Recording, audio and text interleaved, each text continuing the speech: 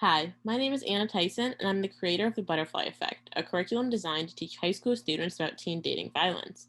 Today, we're going to be completing day 3 of the curriculum, How Can I Be an Active Bystander? I'll be going through the presentation, and when we get to the activity at the end, there will be time for you to pause the video and discuss the questions associated with each example. For more information, additional resources, and to download the curriculum and associated parent and educator guides, please head to butterflyeffectwpb.org. So, an overview of today's lesson. We're going to start with a summary of day 1 and 2. Then, we're going to talk about what it means to be an active bystander, how you can be an active bystander, and then there'll be an activity at the end. So, first, a summary of day 1 and 2. Dating violence is a pattern of physically, sexually, verbally, and/or emotionally abusive or controlling behavior in a dating relationship. It can involve digital communications and technologies or real world communications and physical interactions.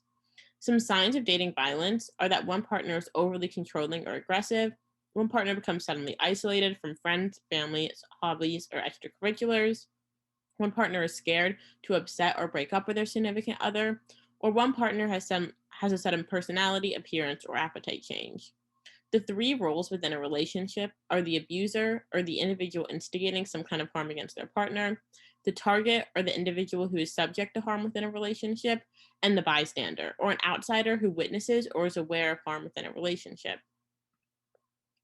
So, what does it mean to be an active bystander? An active bystander is someone who witnesses an abusive relationship and takes a significant action against it. It can be scary to become active within a dating violence situation, but knowing the warning signs and ways to help are key in order to combat dating violence. Remember, there's no right way to become an active bystander. Any action taken which works to prevent further abuse can be beneficial to the target. So, why is it important to become an active bystander? Confronting individuals in an abusive relationship, both targets and abusers, is crucial in order to keep your peers and loved ones safe. Intervention is key in order to mitigate harmful beliefs and norms around dating violence. Ignoring signs of violence allow for individuals to think those actions are normal. Not all actions taken by active bystanders have to be confrontational. Just providing support and resources for your loved ones who may be in unhealthy relationships can be very important work to counteract harmful norms. So, how can you be an active bystander? What should you remember as an active bystander? You should be mindful of the power dynamics within an abusive relationship. Don't risk the target's safety by creating a more violent situation. And if you're ever in doubt, reach out to a professional for how best to help a target. Also, remember you don't need to solve these relationships. Sometimes providing a support system for a target is the best form of intervention. Practice building and maintaining healthy relationships on your own to set an example for loved ones. Most importantly, believe individuals who come forward about abuse. By believing them and providing resources and help for how to get out of an abusive relationship, you're actually going to be doing the best work that you can to help a target within a dating violence situation. So, what should you do if you see an act of violence occur? Some things that you can do if you see an act of violence occur are create a distraction, like spilling a drink, dropping something, or talking loudly nearby, or speaking up. You can say, "Hey, I saw you do this. What made you think that was okay?" If you're ever unsure or scared to confront somebody, if you see an act of violence occur, always talk to a professional or call the police, especially if it's an extremely violent act. If you know somebody who is a target, reach out to them and open a general conversation about dating violence and abusive relationships. Help targets develop strategies for dealing with abusive or unhealthy behavior and how to find resources, helping them create an exit plan or how to open a conversation with their partner. Most importantly, be supportive. Be available to talk to the target and spend time with them to take their mind off the relationship. What if you know someone who is an abuser? Gather a group and open a conversation to discuss their behavior. Talk to the abuser about unhealthy and abusive relationships and how to create healthy relationships. Focus on how the target feels and their emotions. Do not allow the abuser to create excuses for their actions or to demean the feelings of their target. And if you're ever unsure of how to act or scared to confront an abuser, call a professional or the police. So, on to the activity. I'll be reading each scenario, which is the same as the day 1 scenario, And then providing discussion questions after each one, you will be able to pause the video and talk amongst yourselves. The first scenario, Alex and Taylor. Alex and Taylor have been dating for a while and are trying to decide where they want to go to college. Alex wants to go to a school far away without Taylor. Whenever they talk about it, Taylor yells at Alex and calls Alex stupid for thinking about going to school that far away. Sometimes Taylor also slams doors or throws things in Alex's direction. Taylor usually comes back later to apologize, saying they're just scared of losing Alex. The other day, Alex heard Taylor on the phone making fun of Alex's test scores with a friend and calling Alex dumb for answering a question wrong in class.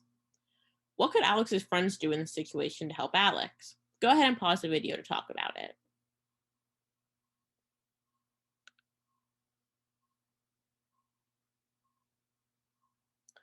What could Taylor's friends do in this situation to help Taylor? Again, take a second to pause the video to talk about it.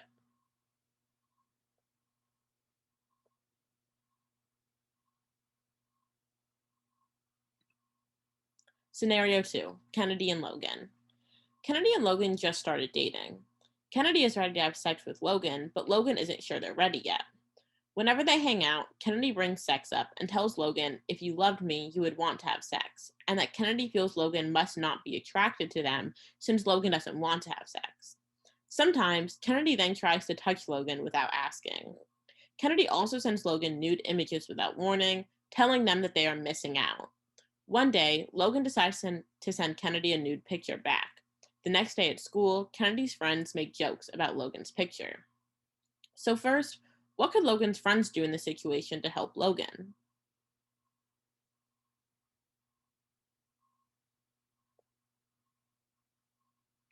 What could Kennedy's friends do in this situation to help Kennedy?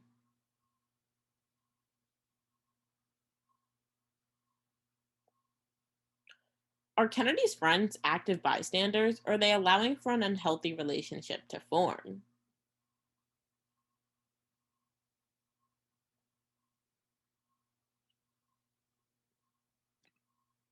Scenario 3, Jordan and Cameron.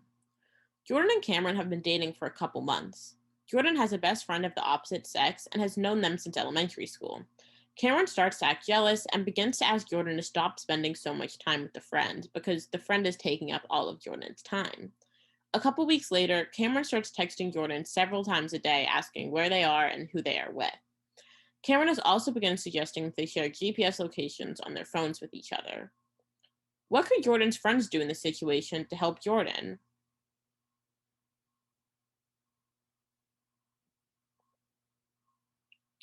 What could Cameron's friends do in this situation to help Cameron?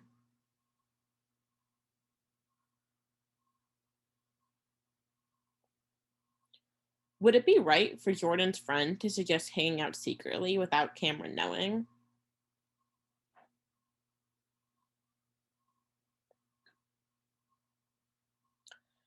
So that brings us to the end of the day 3 lesson. How can I be an active bystander? For more resources and information, go ahead and head to butterflyeffectwpb.org. Otherwise, I'll see you tomorrow for the day 4 lesson.